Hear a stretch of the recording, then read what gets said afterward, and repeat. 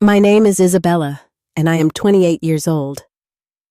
When I was 11, my mother left me alone for an entire month with just $2 while she vacationed in Europe with her boyfriend. What she did not know was that I had been recording everything on an old phone I found. Fast forward 17 years, and I just played those recordings at her funeral. The entire family heard every cruel word, every lie, every moment of neglect. Now they all know the truth about the woman they thought was a saint. Before we dive into this family drama that will leave you questioning everything you thought you knew about blood loyalty, let me ask you something. Where are you watching from today?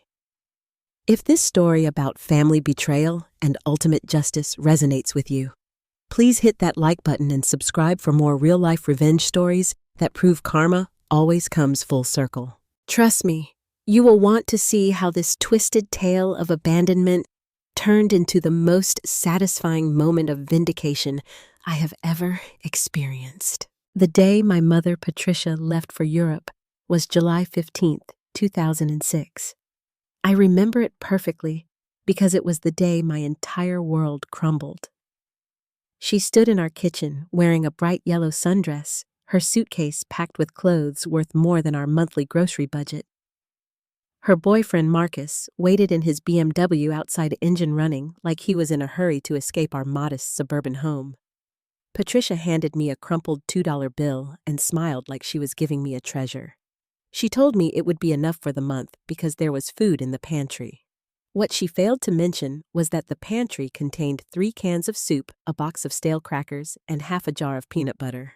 She kissed my forehead and whispered that I was such a good girl for understanding why she needed this trip. The neighbors, Mrs. Rodriguez and Mr. Thompson, had been told I was staying with my grandmother upstate. My school had been informed I would be homeschooled for the summer. Patricia had crafted an elaborate web of lies to ensure nobody would check on me during her European adventure. She promised to call every day, but after the first week, the calls stopped coming altogether. I discovered the old phone on day 3 of my abandonment. It was hidden in the junk drawer in the kitchen, probably forgotten by one of my mother's previous boyfriends. The battery was dead, but I found a charger that worked. Something inside me, maybe survival instinct, or just pure anger, made me start recording everything. I recorded myself opening empty cabinets. I recorded my conversations with the dial tone when I called her disconnected European number. Most importantly, I recorded the voicemails she left before she stopped calling entirely. Those voicemails revealed everything. Patricia complained to Marcus about having to deal with me when she returned. She laughed about how gullible I was to believe $2 would last a month. She discussed selling our house and moving to California with Marcus, leaving me with relatives who barely knew I existed. Each recording was another nail in the coffin of any love I had left for my mother. By week 2, I was surviving on water and whatever scraps I could find. The peanut butter was gone, the crackers were finished. I had eaten grass from our backyard and berries from bushes I hoped were not poisonous. My 11-year-old body was growing weak, but my mind was becoming stronger and more determined than ever before. Mrs. Rodriguez knocked on our door during week 3. I hid in my bedroom closet and did not answer. She called through the window asking if everything was okay. I remained silent, terrified that speaking up would somehow make things worse. Through the thin walls, I heard her tell her husband that our house seemed abandoned. They discussed calling social services, but ultimately decided against getting involved in family business. The phone recordings from that period captured my deterioration. My voice grew weaker each day as hunger took its toll. I recorded myself making plans for what I would do when Patricia returned. Even at 11, I knew this abandonment was not normal. I understood that mothers did not leave their children alone for months with no money or food. The recordings became my evidence, my proof that I was not imagining the cruelty. On day 25, I collapsed in our hallway. Dehydration and malnutrition had finally caught up with my small body. I managed to crawl to the kitchen and drink water from the tap, which probably saved my life. That night, I recorded what I thought might be my final message. I spoke directly to my future self, promising that if I survived this abandonment, I would never let Patricia hurt me again. The key moment came when I found Patricia's hidden documents in her bedroom dresser. While searching for anything edible or useful, I discovered insurance papers, bank statements, and legal documents that painted a picture of calculated neglect. She had withdrawn my college savings account before leaving for Europe. She had changed the beneficiary on her life insurance policy to Marcus. She had even researched boarding schools in different states, clearly planning to ship me away permanently. These discoveries transformed my recording project from random documentation into strategic evidence gathering. I photographed every document with the old phone. I recorded myself reading the papers aloud, creating an audio record of her financial betrayal. My 11-year-old voice narrating insurance fraud and theft would later become the most damning evidence against her. Patricia returned on August 20th with a tan and expensive jewelry. She found me sitting in the kitchen, 20 pounds thinner, but very much alive. She acted surprised that I looked unwell, pretending concern, while asking why I had not been taking better care of myself. The disconnect between her fake worry and her genuine neglect was staggering. She brought me a small snow globe from Paris as a souvenir. 25 days of abandonment, and my reward was a $5 trinket. She explained that her trip had been extended due to amazing opportunities with Marcus. She spoke about Europe like it was a fairy tale, never once acknowledging that she had left her child to potentially starve to death. That night, she made dinner and acted like nothing unusual had happened. She asked about my summer activities, expecting me to play along with her delusion of normal motherhood. I answered her questions while the phone recorded everything from its hiding spot in my backpack. Her casual attitude toward child abandonment was more chilling than any movie villain I had ever seen. The most revealing moment came when Marcus called during dinner. Patricia stepped outside to take the call, but I could hear everything through our thin windows. She complained that I looked too skinny and people might ask questions. She worried about teachers noticing changes when school started. Her concern was not for my health or well-being, but for maintaining her image as a devoted single mother. That conversation confirmed what I already suspected. Patricia viewed me as an inconvenience to be managed rather than a daughter to be loved. The recordings from that evening captured her discussing sending me to live with distant relatives she barely knew. She spoke about me like I was a problem to be solved rather than a child who had just survived a month of abandonment. As I lay in my bed that night, listening to my mother laugh on the phone with her boyfriend, I made a promise to myself. These recordings would not remain hidden forever. Someday when the time was right, everyone would hear the truth about Patricia. Everyone would know exactly who she really was behind her carefully constructed facade of maternal devotion. The months following Patricia's return were a masterclass in psychological manipulation disguised as normal family life. She enrolled me in therapy, claiming I had developed anxiety issues during her absence. Dr. Sarah Williams, my therapist, was kind and patient, but Patricia had already poisoned the well with stories about my supposed behavioral problems and abandonment fears.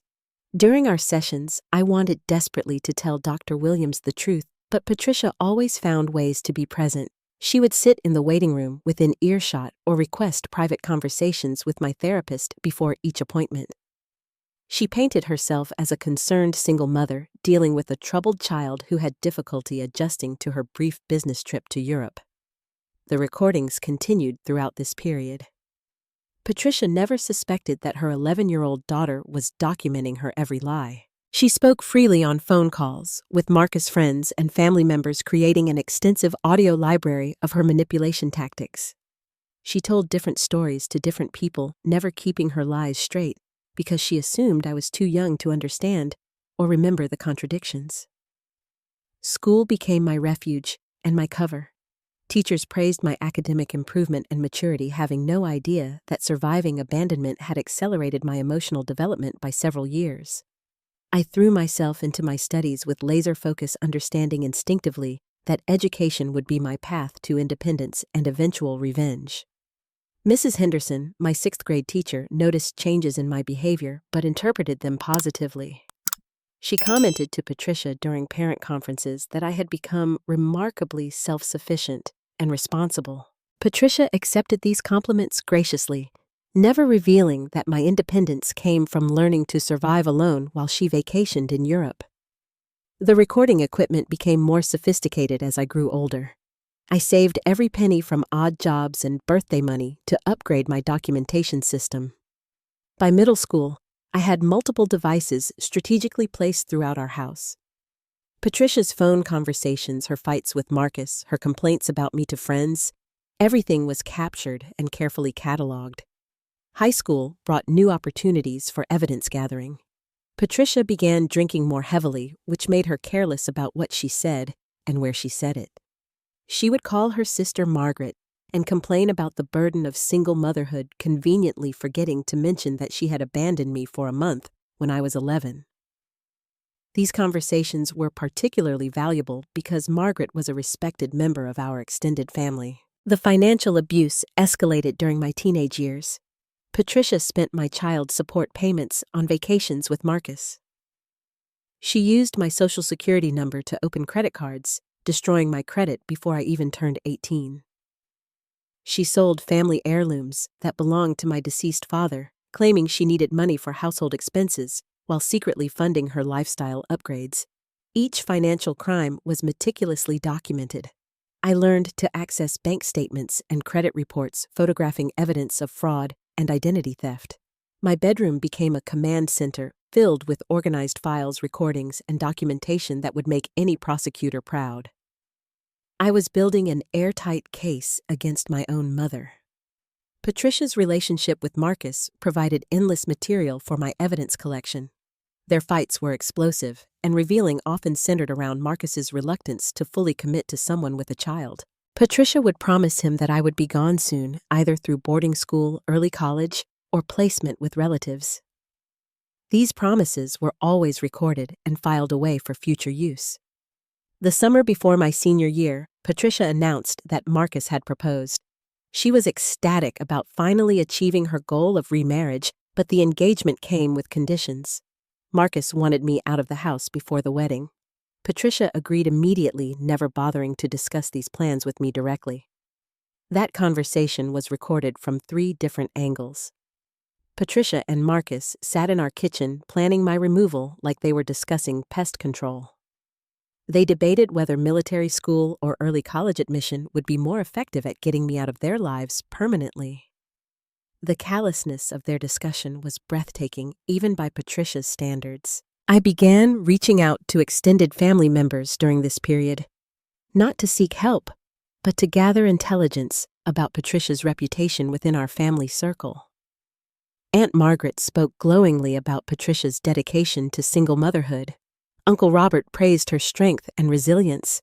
Cousin Jennifer admired how well she had managed to maintain her appearance and social life despite raising a child alone. These conversations revealed the extent of Patricia's public relations campaign. She had successfully convinced our entire family that she was a martyred single mother who had sacrificed everything for her ungrateful daughter. The contrast between her public image and her private behavior was stark and well documented in my growing collection of evidence. College applications became part of my strategic planning. I applied to schools far from home, not because I wanted distance from Patricia, but because I wanted her to believe she was finally free from parental responsibilities. I earned scholarships and financial aid that would make me completely independent, removing any leverage she might have over my future decisions. The acceptance letter from Northwestern University arrived on a Tuesday in March. Patricia's reaction was telling and completely recorded. Instead of pride or congratulation, her first response was relief. She called Marcus immediately to share the good news that I would be leaving for college in Chicago, hundreds of miles away from their planned life together. That phone call contained some of her most damaging admissions. She celebrated the end of her parental obligations and discussed selling our family home to fund her new life with Marcus. She spoke about finally being free from the burden of single motherhood, as if raising me had been a prison sentence she was finally completing. Spring of my senior year brought Patricia's wedding planning into full swing. She scheduled the ceremony for the week after my high school graduation, clearly eager to begin her new life without any reminders of her previous responsibilities. The wedding planning conversations were gold mines of evidence revealing her true priorities and values. Marcus insisted on a prenuptial agreement that specifically excluded me from any inheritance or family assets. Patricia agreed without hesitation, effectively disowning me before I even left for college. These legal discussions were recorded and would later prove invaluable when Patricia's estate was eventually settled. Graduation day arrived with typical Patricia drama. She played the role of proud mother perfectly for the cameras and relatives, but I had recordings of her complaining about the cost of my graduation party and her annoyance at having to pretend she would miss me when I left for college. The final recording of this period captured Patricia's conversation with her wedding planner about removing all photos of me from the house before Marcus moved in permanently. She wanted no visual reminders of her previous life as a mother. That conversation was the last piece of evidence I needed to complete my case against her. As I packed for college, Patricia helped with fake enthusiasm, eager to speed my departure. She had no idea that I was taking copies of 17 years' worth of evidence with me to Chicago. She thought she was finally free from her maternal responsibilities, but in reality, she had just given me the perfect opportunity to plan her ultimate downfall. College at Northwestern University became my laboratory for planning and my sanctuary for healing. Patricia's financial abandonment meant I worked 3 part-time jobs while maintaining a full academic load, but the independence was liberating. For the first time in my life, I could sleep without wondering what cruel conversation might be happening in the next room. My major in communications with a minor in psychology was not accidental. I needed to understand manipulation tactics both to protect myself and to eventually expose Patricia's behavior to people who had been fooled by her charm. Professor Elena Rodriguez became an unexpected mentor when I wrote a paper about psychological abuse in family systems. She recognized something in my writing that went beyond academic interest. During office hours one afternoon, Professor Rodriguez gently asked if my research was personal. I carefully shared selected recordings with her, presenting them as case study material for understanding parental manipulation. Her reaction was immediate and powerful. She connected me with resources for adult survivors of childhood neglect and helped me understand that my documentation was not just evidence, but proof of remarkable survival instincts. The recordings took on new significance when viewed through an academic lens. Professor Rodriguez helped me analyze Patricia's manipulation techniques, identifying patterns of gaslighting, financial abuse, and emotional neglect that I had been too young to fully understand when they were happening. This academic framework transformed my evidence collection from personal vendetta into scholarly documentation of systematic abuse. Marcus and Patricia's marriage lasted exactly 18 months before it imploded spectacularly. Their divorce proceedings provided a treasure trove of information about Patricia's financial deception and emotional manipulation. Marcus's divorce attorney contacted me as a potential witness to Patricia's fraudulent behavior during their marriage. Attorney Jennifer Walsh was fascinated by my evidence collection. She had never encountered such comprehensive documentation of long-term psychological abuse. The recordings, spanning from age 11 to 18, painted a clear picture of Patricia's pattern of manipulation, abandonment, and financial fraud. Jennifer suggested that my evidence could be valuable beyond the divorce proceedings. Patricia's post-divorce period was characterized by increasingly desperate attempts to maintain her lifestyle without Marcus's financial support. She reached out to me for the first time in 2 years, suddenly interested in rebuilding our mother-daughter relationship. Her phone calls were masterpieces of manipulation, alternating between fake remorse and subtle guilt tripping designed to extract financial support from her college student daughter.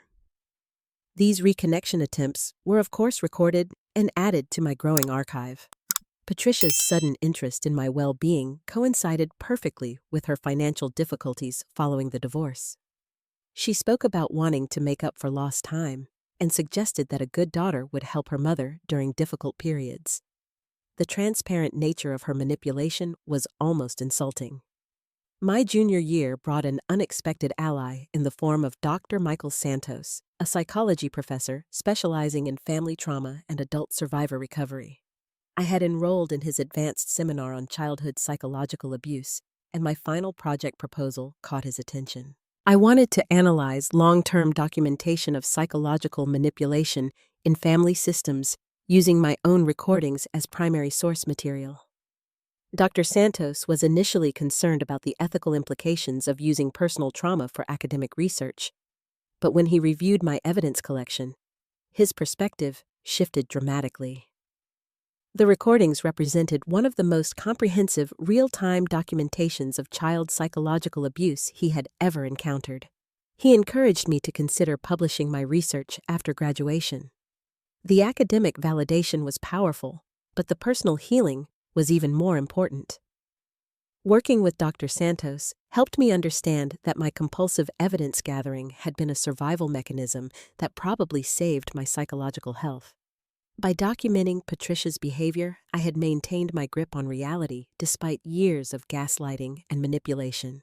Cousin Jennifer reached out during my senior year with surprising news. Patricia had been pressuring extended family members for financial support, claiming that I had cut off all contact and left her struggling as an aging single woman. She was using the same victim narrative that had worked so well throughout my childhood, but now she was applying it to adult relatives with their own financial responsibilities. Jennifer's call revealed that Patricia had borrowed money from Uncle Robert, Aunt Margaret, and several other family members. She claimed the loans were temporary assistance while she rebuilt her life after her traumatic divorce from Marcus. Nobody in the family questioned her story because Patricia had spent decades building her reputation as a devoted single mother who had sacrificed everything for her ungrateful daughter. This information transformed my understanding of Patricia's current situation. She was not just manipulating me for financial support. She was systematically defrauding our entire extended family using lies about our relationship. The scope of her current manipulation campaign was breathtaking and provided the perfect opportunity for exposure. I began reaching out to family members individually, ostensibly to rebuild family relationships that had been damaged by years of Patricia's interference. These conversations were revealing and recorded with permission as I explained that I was documenting family history for a potential memoir about overcoming childhood adversity. Uncle Robert was the first to express confusion about Patricia's version of our relationship. He had been told that I refused to help my struggling mother financially, but my successful completion of college and obvious emotional stability contradicted the narrative of a selfish, ungrateful daughter. The cognitive dissonance was clear in his voice as he tried to reconcile Patricia's stories with the evidence of my character. Aunt Margaret revealed even more concerning information during our recorded conversation. Patricia had borrowed $15,000 6 months earlier, claiming she needed surgery that her insurance would not cover. Margaret had never asked for medical documentation because she trusted her sister implicitly. Now she was beginning to question whether the surgery had actually happened. The pattern became clear as I spoke with more family members. Patricia was running multiple financial scams simultaneously using different sob stories with different relatives. She told Uncle Robert she needed money for house repairs. She told Cousin David she was struggling with medical bills. She told Aunt Susan she was trying to start a small business. None of these stories were true. My evidence collection expanded to include financial fraud against extended family members. I created detailed timelines showing when Patricia borrowed money from various relatives and what lies she told to justify each request. The documentation revealed a sophisticated manipulation campaign designed to extract maximum financial support while maintaining her victim narrative. The breakthrough came when I discovered that Patricia had been forging documents to support her loan requests. She had created fake medical bills, fictitious repair estimates, and fraudulent business plans to convince family members to lend her money. This was not just manipulation anymore. It was criminal fraud with clear financial victims and documented evidence. Dr. Santos encouraged me to consider the therapeutic value of confronting Patricia's behavior publicly. He explained that family systems built on lies and manipulation often require dramatic intervention to break destructive patterns. The evidence I had collected represented an opportunity to protect other family members while finally holding Patricia accountable for decades of abuse. The timing felt right for multiple reasons. I was graduating with honors, beginning a successful career in communications, and had built a strong support system of mentors and friends who understood my history. Patricia's current fraud campaign against our extended family provided moral justification for exposing her behavior. Most importantly, I had 17 years of evidence that would make denial impossible. The plan began to crystallize during final exams of my senior year. Patricia's 70th birthday was approaching, and Aunt Margaret was planning a large family celebration. Every relative who had been victimized by Patricia's recent fraud campaign would be attending. The party would provide the perfect audience for revealing the truth about who Patricia really was behind her carefully maintained facade. I spent weeks preparing for what I privately called the reckoning. The recordings were digitized and organized chronologically. The financial fraud documentation was compiled into clear, easy-to-understand summaries. Most importantly, I practiced staying calm and composed while delivering information that would destroy Patricia's reputation and relationships forever. The invitation to Patricia's birthday party arrived with a handwritten note from Aunt Margaret expressing hope that this celebration might help heal the perceived rift between Patricia and me. Margaret had no idea that she was inviting me to deliver the most comprehensive exposure of family fraud and psychological abuse in our family's history. Patricia's 70th birthday party was held at the Riverside Country Club, a venue she could never afford but had convinced Aunt Margaret to sponsor as her birthday gift. The irony was perfect. Patricia celebrating her milestone birthday with money borrowed under false pretenses from family members she had systematically defrauded for months. I arrived early, ostensibly to help with setup, but actually to position my recording equipment strategically throughout the venue. Years of practice had taught me exactly how to capture clear audio in crowded spaces. Hidden devices were placed near the gift table, the bar area, and the main seating section where Patricia would give her traditional birthday speech. The guest list read like a comprehensive catalog of Patricia's victims. Uncle Robert, who had loaned her $8,000 for non-existent house repairs. Aunt Margaret, who had provided $15,000 for fake medical bills. Cousin David, who had contributed $5,000 to a fictitious business venture. Cousin Jennifer, who had sent $3,000 for fabricated car repairs. The total financial damage exceeded $40,000. Patricia looked radiant in her expensive new dress, purchased with borrowed money from relatives who were struggling with their own financial challenges. She greeted each family member with theatrical warmth, playing the role of grateful matriarch who was finally being celebrated after years of selfless sacrifice. Her performance was flawless, which made what was coming even more satisfying. The party proceeded through cocktails and dinner while I waited for the perfect moment. Patricia held court at the head table, regaling relatives with stories about her difficult life as a single mother and her current struggles as an aging woman abandoned by her ungrateful daughter. Each lie was more elaborate than the last, and every family member listened with sympathetic attention. Aunt Margaret stood to introduce the evening's main event, Patricia's birthday speech and the presentation of a family photo album celebrating her 70 years of life. This was my cue. I approached the microphone with a smile, carrying a wrapped gift that contained a portable speaker and a tablet loaded with 17 years of evidence. I began by thanking everyone for including me in this celebration, acknowledging that my relationship with Patricia had been complicated over the years. The family members nodded sympathetically, having heard Patricia's version of our difficulties countless times. They expected a reconciliation speech that would heal old wounds and bring the family together. Instead, I explained that I had prepared a special presentation about Patricia's life, featuring recordings that would help everyone understand who she really was behind the carefully constructed public image. Patricia's face showed confusion and then growing alarm as she realized she had no control over what was about to happen.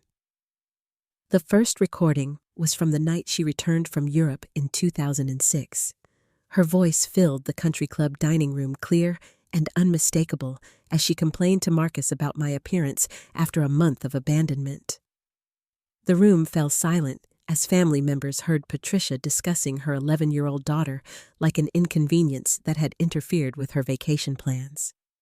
Uncle Robert's face went pale as he recognized Patricia's voice describing the $2 bill as adequate support for a month-long absence. Aunt Margaret gasped audibly when Patricia laughed about how gullible I was to believe such an absurd lie. The cognitive dissonance was immediate and visible, as loving family members struggled to reconcile the voice they were hearing with the woman they thought they knew. The second recording featured Patricia discussing plans to abandon me permanently through boarding school placement or early college admission. Marcus's voice was equally clear as he expressed relief about removing me from their lives before their wedding. The calculation and coldness of their conversation was breathtaking, even for people who had never experienced such manipulation firsthand. Patricia attempted to interrupt, claiming the recordings were fake or taken out of context, but her voice was too distinctive and the conversations too detailed for anyone to doubt their authenticity. She tried to leave the venue, but Cousin David blocked her path, demanding an explanation for what they were hearing. The financial fraud recordings came next, featuring Patricia's conversations about borrowing money from different family members for fabricated emergencies. Her voice discussing Uncle Robert's gullibility and Aunt Margaret's trusting nature was particularly damaging. She had clearly viewed their generosity as weakness to be exploited rather than love to be cherished. The room erupted in shocked murmurs as relatives compared notes about Patricia's recent loan requests. Uncle Robert confirmed he had given her $8,000 for house repairs that had never happened. Aunt Margaret admitted to providing $15,000 for medical procedures that were apparently fictitious. The scope of Patricia's current fraud campaign became clear to everyone simultaneously. Cousin Jennifer confronted Patricia directly about the $3,000 she had borrowed for car repairs while driving a vehicle that was clearly in perfect condition. Patricia's response was to blame me for turning the family against her, claiming I had manipulated the recordings somehow to make her sound worse than she actually was.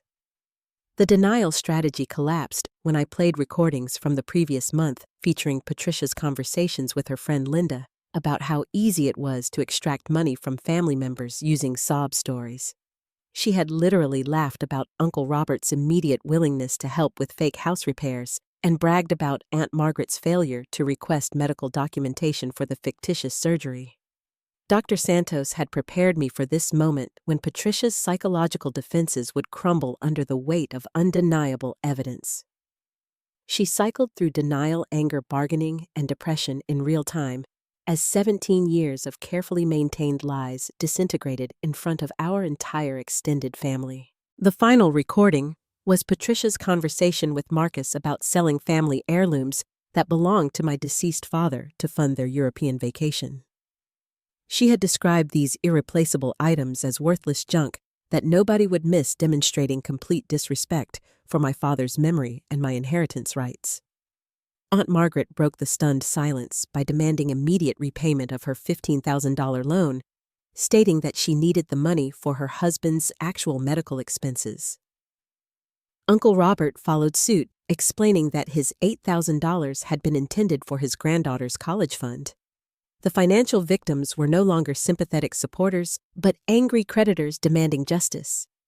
Patricia's final attempt at manipulation involved claiming that I had orchestrated this confrontation to hurt an elderly woman who was already struggling with health problems and financial difficulties. She portrayed herself as the victim of a vindictive daughter who was using family dysfunction for entertainment purposes.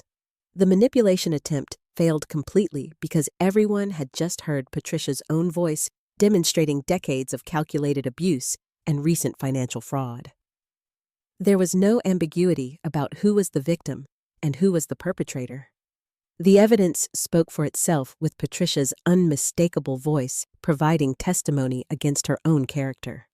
Security arrived as Patricia became increasingly agitated, threatening to sue me for invasion of privacy and defamation. Her threats were empty, because everything I had presented was factual documentation of her actual behavior recorded in her own voice. The truth cannot be defamatory when it is presented with clear evidence and proper context.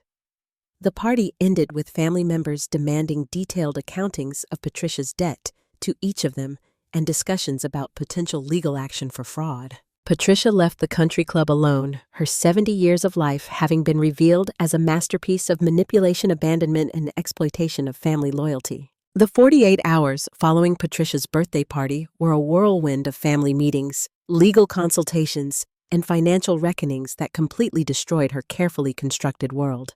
Aunt Margaret organized an emergency family conference at her house to discuss collective action against Patricia's fraud, and the evidence I had presented made denial impossible for anyone involved. Uncle Robert arrived at the family meeting with his own documentation of Patricia's manipulation tactics.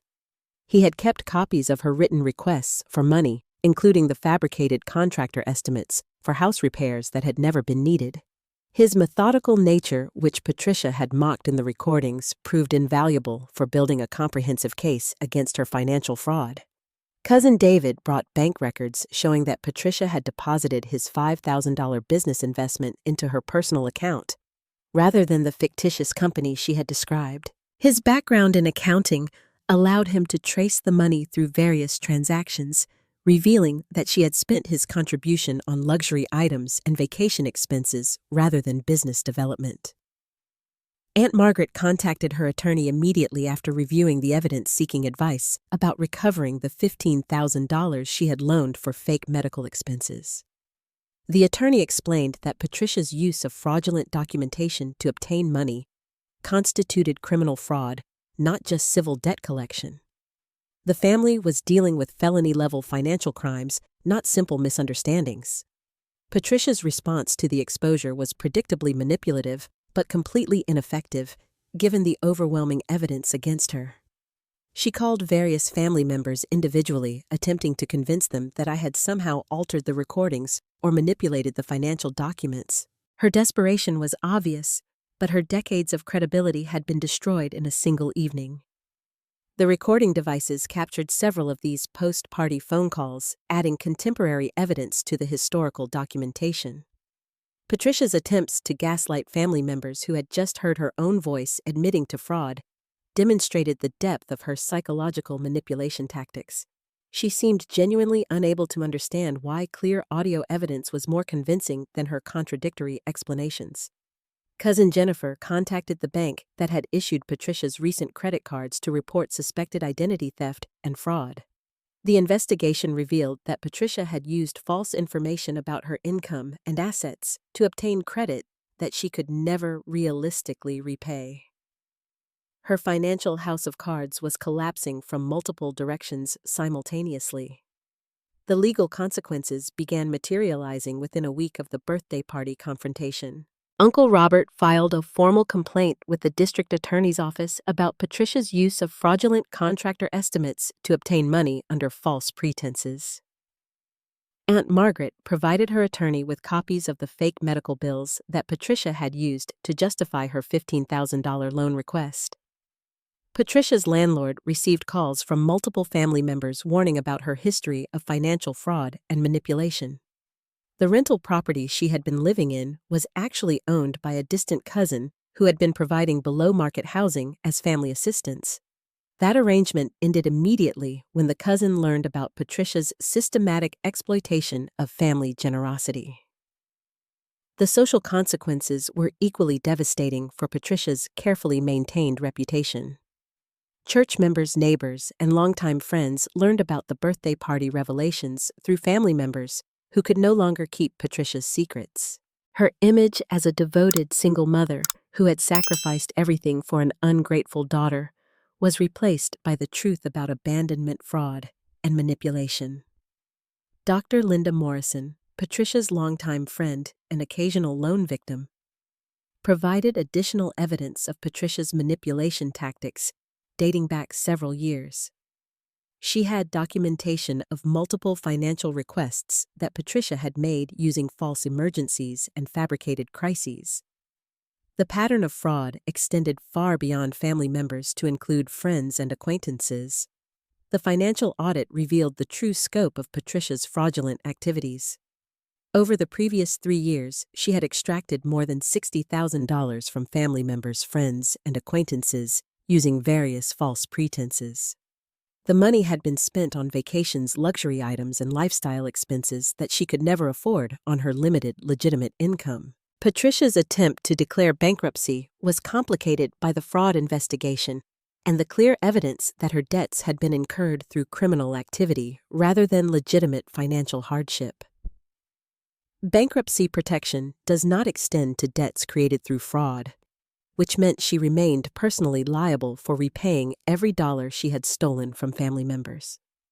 The psychological impact on Patricia was severe and visible to everyone who encountered her during this period. Her confidence and manipulative charm disappeared when her lies were no longer effective. Without the ability to control narratives and manipulate emotions, she seemed lost and increasingly desperate. Aunt Margaret's attorney discovered that Patricia had been planning to move to Arizona using money borrowed from family members, effectively fleeing the state to avoid repayment obligations. Her rental application for a Phoenix apartment had been submitted 2 days before her birthday party, suggesting that she had been planning to abandon her financial responsibilities even before the confrontation. The family members who had been victimized by Patricia's fraud formed an informal support network to share information and coordinate recovery efforts. They realized that her manipulation tactics had isolated them from each other, preventing them from comparing notes about her various financial schemes until the birthday party revelation brought everything into the open. Uncle Robert's investigation revealed that Patricia had used similar manipulation tactics during previous family crises, borrowing money during funerals, weddings, and medical emergencies when people were emotionally vulnerable and less likely to ask difficult questions. Her exploitation of family grief and celebration was particularly disturbing to relatives who remembered those occasions. The criminal investigation expanded when police discovered that Patricia had been operating similar fraud schemes in 2 other states where she had lived previously. Her pattern of moving to new locations when legal problems arose suggested a long history of financial fraud that extended far beyond her recent exploitation of our family members. Patricia's health insurance fraud came to light when investigators contacted the medical providers she had claimed required expensive treatments.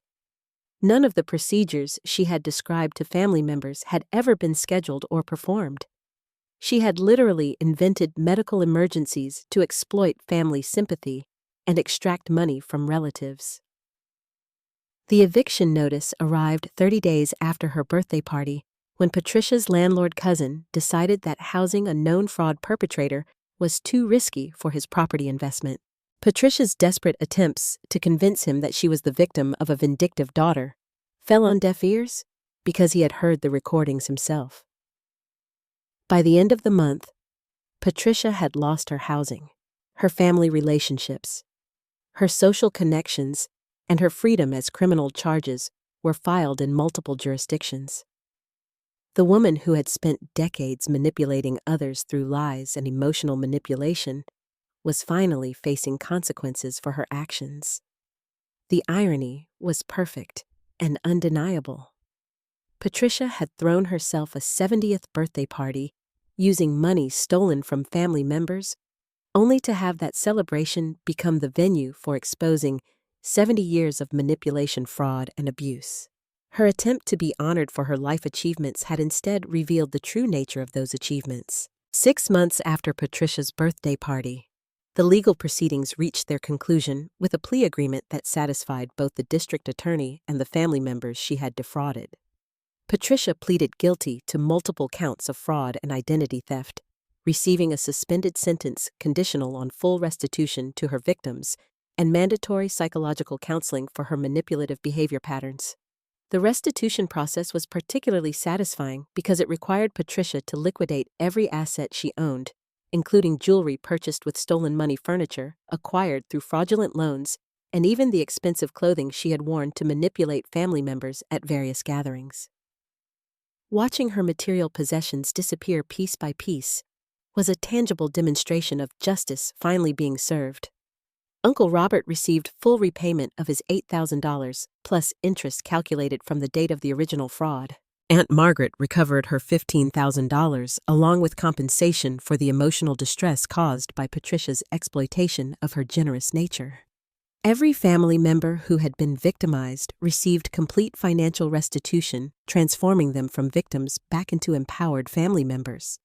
The psychological counseling requirement was perhaps more important than the financial restitution, because it forced Patricia to confront the manipulation tactics she had used throughout her adult life.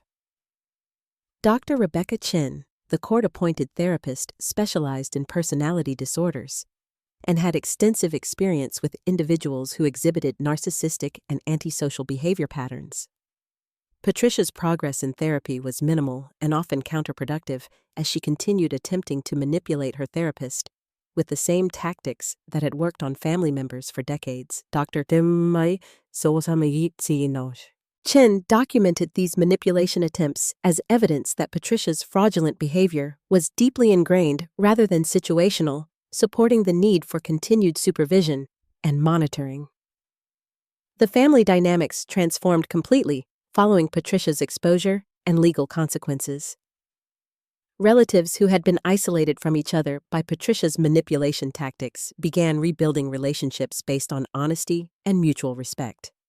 Family gatherings became genuine celebrations rather than opportunities for Patricia to extract money or sympathy from emotionally vulnerable relatives.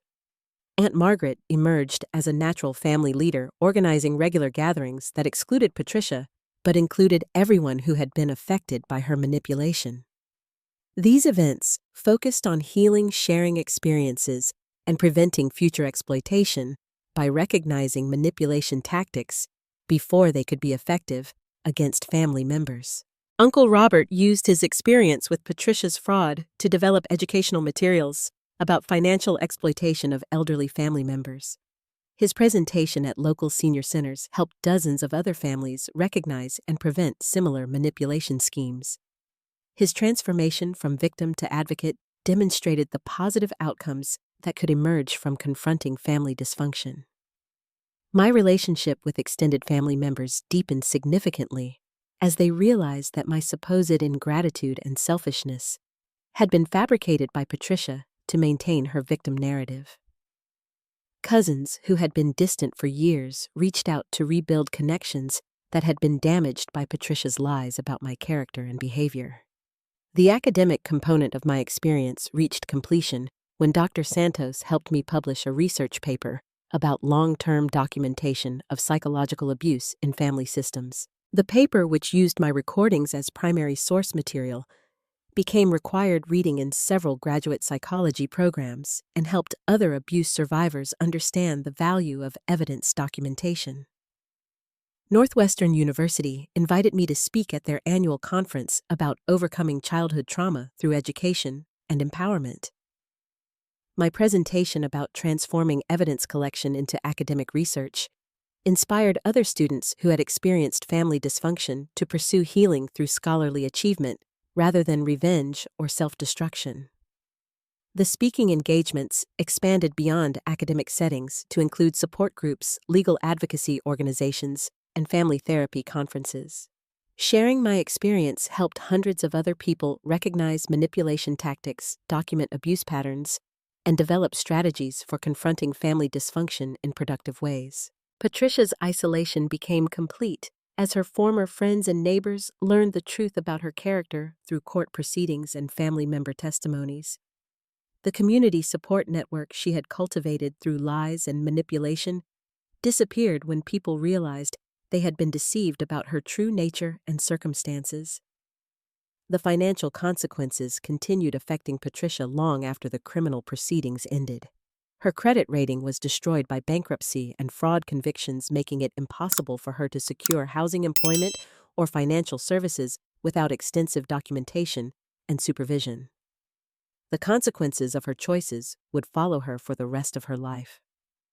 2 years after the birthday party confrontation, Patricia died alone in a state-supervised nursing facility, having exhausted every relationship and resource through her manipulative behavior. The funeral attendants consisted primarily of court-appointed officials and facility staff, with no family members present to mourn her passing or celebrate her life achievements.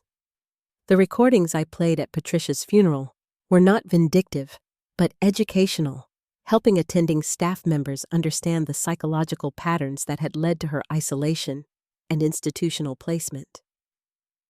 The nursing facility used my presentation as training material for recognizing manipulation tactics among residents with similar behavioral patterns. The estate settlement revealed the final scope of Patricia's financial fraud and manipulation tactics.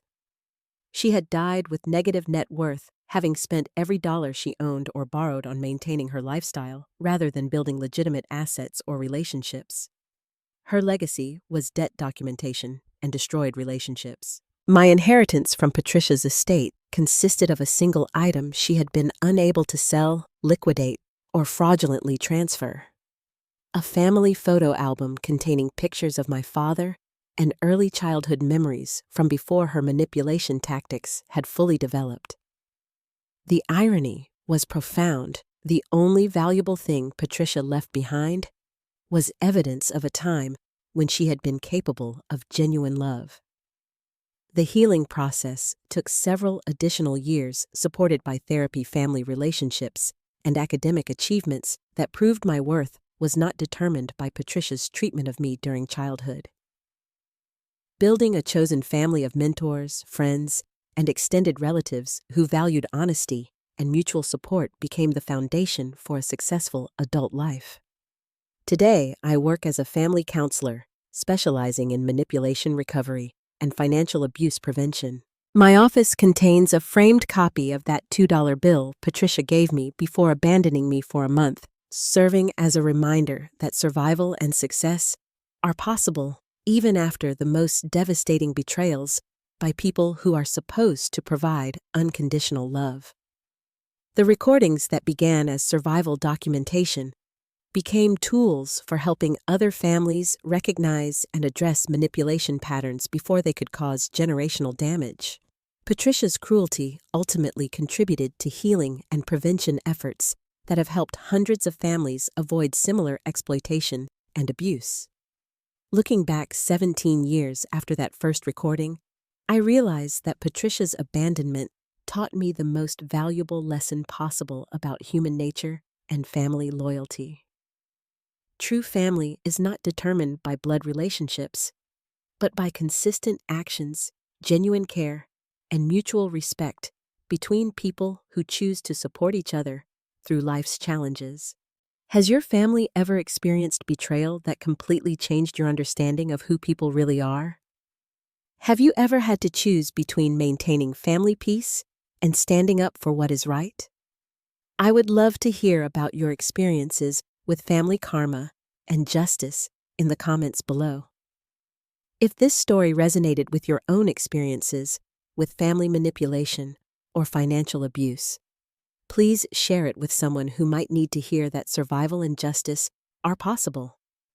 Do not forget to subscribe for more stories about overcoming family dysfunction and building chosen families based on genuine love and respect.